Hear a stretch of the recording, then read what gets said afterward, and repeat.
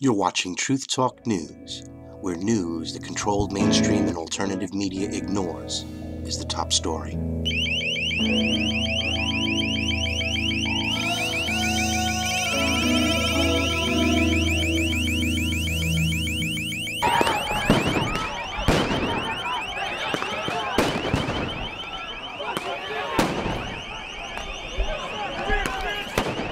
The largest intelligence I've repeatedly made apparatus clear in the world, that we would take action with the within biggest Pakistan budget in the if we history knew where of the bin Laden world, was. has been looking what for we've done. Osama bin Laden for But it's years and important years and years. to note that our counterterrorism cooperation can't with find Pakistan him. helped lead us to Some bin Laden doofus jerk-off and the reporter compound where he was hiding. with a camera crew Indeed, bin Laden waltzes declared right war into his against hideout and Pakistan. interviews. Ordered ABC News attack. So why correspondent do John all Miller these went to fools believe Afghanistan this to conduct charade? an interview I called with President bin Laden. Zardari, That a and my CNN team has also reporter and his spoken little with their camera crew Pakistani counterparts. can do They agree that this is a with good all and the money and historic all day the for assets both and of our all the nations. eavesdropping and Going all the forward, intelligence and it all is the essential that satellites and Pakistan all the continue undercover to join operatives us in the in fight the against world Al-Qaeda and its affiliates. can never do.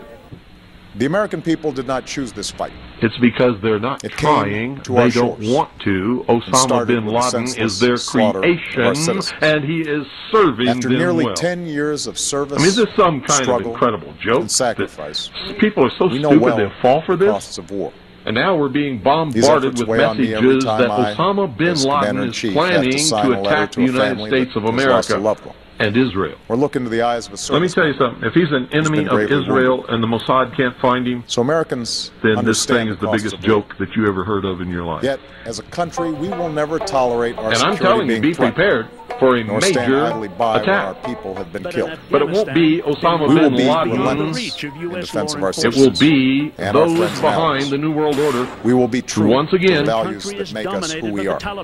want to And on take nights like this one, the guns say to those and the families freedom who have away lost from the loved American ones people to because we're the Al-Qaeda's only terror, ones left in the world justice who can oppose the destruction of freedom in the world and then the implementation of a one-world totalitarian socialist government, and that is the goal.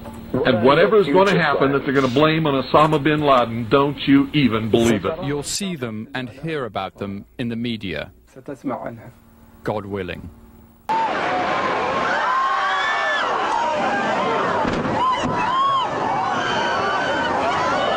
Let me just comment, first of all, on the fact that Hard as it is to believe now, this is what passed for news last week. as many of you have been briefed, we provided additional information today about the site of my birth. We do not have time for this kind of silliness. We got better stuff to do. Better stuff indeed. At this very moment, the biggest and most costly manhunt in U.S. history is building to a crescendo. The target, Osama bin Laden. This is something that we've been after for 15 years. It goes back before 9/11.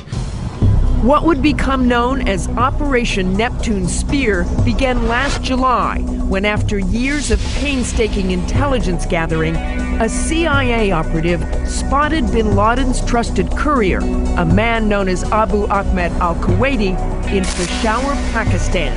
The president wants proof positive of bin Laden's death, not just a hole in the ground.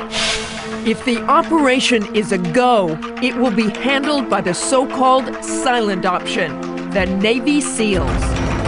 In April, units from SEAL Team 6 start training for the operation stateside, using a mock-up of the compound to familiarize themselves with its every structure, wall, and entrance. People think bin Laden is hiding in the Hindu Kush, but did you know that every day from 4 to 5 he hosts a show on C-SPAN? Saturday night is the White House Correspondents' Dinner. I sit next to Admiral Mike Mullen, chairman of the Joint Chiefs of Staff. He's all small talk. You'd never know what was going on, while President Obama does some Oscar-worthy acting himself.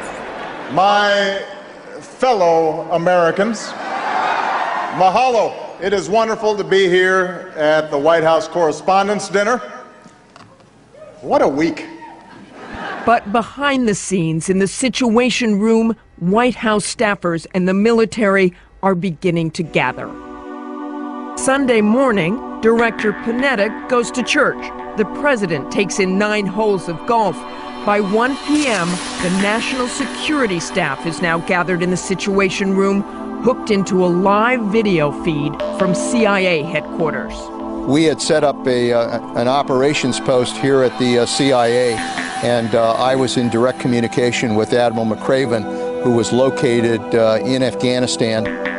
2:05 p.m., 11:05 in Abbottabad. The operation is Code Green, and the Navy SEALs, the silent option, are slipping over the base of the Himalayas with public enemy #1 in their crosshairs. Take elements from every spy movie, thriller, and action-adventure you have ever seen, and you have the reality of this operation. This was a raid literally years in the making. U.S. intelligence painstakingly pursued a trusted courier used by Osama bin Laden. Now, the courier's pseudonym came from detainees being held at Guantanamo prison. It took 6 years then to uncover his real name, 2 more to learn his area of operations, and finally, almost 9 years after the September 11th attacks, the U.S. identified areas in Pakistan where the courier and his brother lived and worked. The courier was tracked to the compound in Abbottabad, about 100 kilometers north of the capital, Islamabad. A mansion on 3 floors, high security walls, a place built to hide someone important. Planning intensified within the past few weeks, with the president chairing 5 National Security Council meetings. The final one, Thursday last week. The following day at 8:20 a.m., as the president prepared to leave the White House for Alabama, President Obama gave the go-ahead for a mission that had been rehearsed for months. The end began with 4 U.S. military helicopters and 24 commandos arriving overhead. When some of the Navy SEALs landed on the ground, the assault teams stormed the compound. CIA Director Leon Panetta was quarterbacking the mission in secure radio contact with the assault team commander. But back at the White House, the president's national security team was anxiously watching video from the site. This ABC News video shows the aftermath inside the compound. 1 woman died in the firefight. The SEALs shot and killed the 2 brothers and bin Laden's son. And with a shot to the chest and 1 to the head, the SEALs killed Osama bin Laden. They identified his body and took it with them as they left the compound. The operation lasted about 40 minutes. Though a U.S. helicopter crashed due to mechanical reasons, there were no U.S. casualties. The minutes passed like days, and the president was very concerned about the security of our personnel. And a senior official says there were 2 dramatic moments on Sunday afternoon in the White House Situation Room. First of all, when the president and his top aides heard the code Geronimo, E-K-I-A, as in Geronimo, code for bin Laden, enemy killed in action. In Iran, we see where the path of a violent and unaccountable ideology leads. The Iranian people have a remarkable and ancient history. And many Iranians wish to enjoy peace and prosperity alongside their neighbors. But just as it restricts the rights of its own people, the Iranian government continues to prop up a dictator in Damascus and supports terrorist groups abroad. Time and again, it has failed to take the opportunity to demonstrate that its nuclear program is peaceful. There are a lot of people who lie and get away with it. I don't know anybody that I can think of who has contended that the Iraqis had nuclear weapons. And we believe he has, in fact, reconstituted nuclear weapons. Saddam Hussein is determined to get his hands on a nuclear bomb. We cannot wait for the final proof. He's got him. He's got him. The smoking gun. He's got him. That could come in the form of a mushroom cloud. The lethality of their power is greater than ever. Their capacity to impose control over the politically awakened masses of the world is at a historical low. I once put it rather pungently, and I was flattered that the British Foreign Secretary repeated this, as follows. Namely, in earlier times, it was easier to control 1 million people, literally. It was easier to control 1 million people than physically to kill 1 million people. Today, it is infinitely easier to kill 1 million people than to control 1 million people. And I am delighted to be here in these new headquarters I have been often to, I guess, the mothership in New York City, but it's good to have an outpost of the council right here down the street from the State Department. We get a lot of advice from the council, so this will mean I won't have this far to go to be told what we should be doing and how we should think about the future. It's good to be back at the Council on Foreign Relations. As Pete mentioned, I've been a member for a long time and was actually a director for some period of time. I never mentioned that when I was campaigning for re-election back home in Wyoming.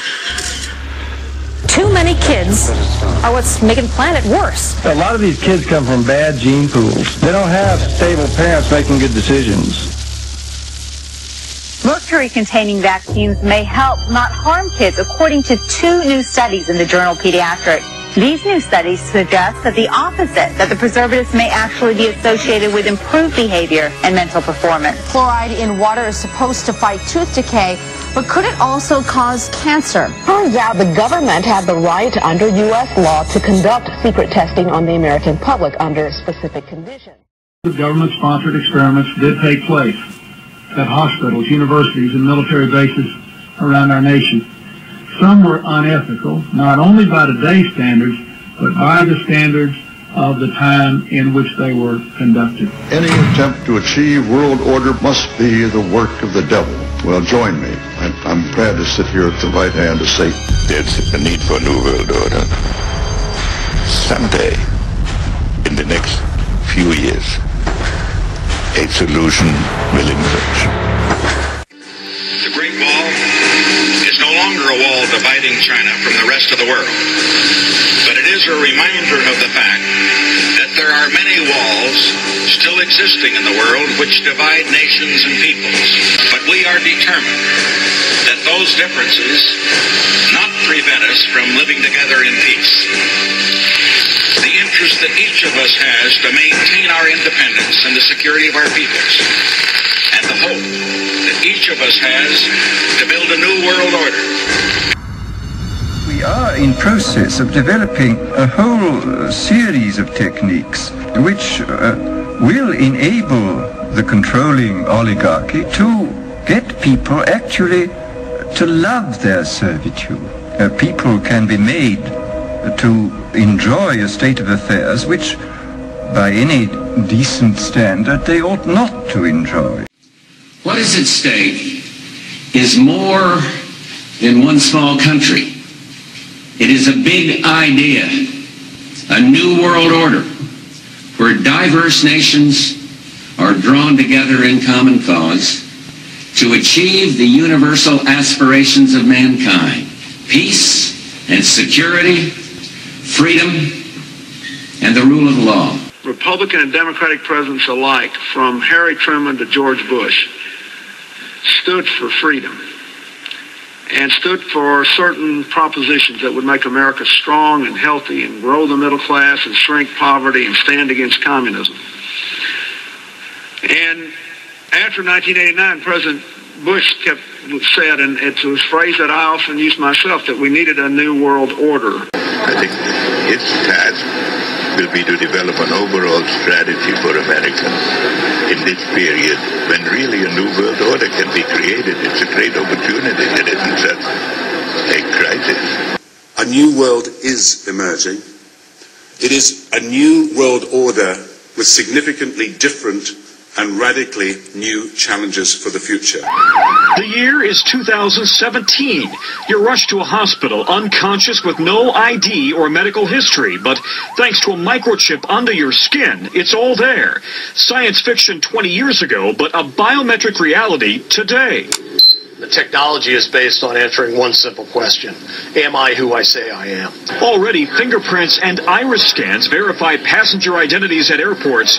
Within 10 years, that technology may be even more widespread. And look for more complex facial recognition programs that scan a crowd of thousands looking for a single terrorist. The latest home security locks use fingerprints to control deadbolts. And at the Jewel Osco grocery store in Chicago, some customers pay using their fingerprints. No paper or plastic. You don't really need anything other than your hand, and you already got that with you. Now the UN is backing a plan to change all of that and create a new global currency.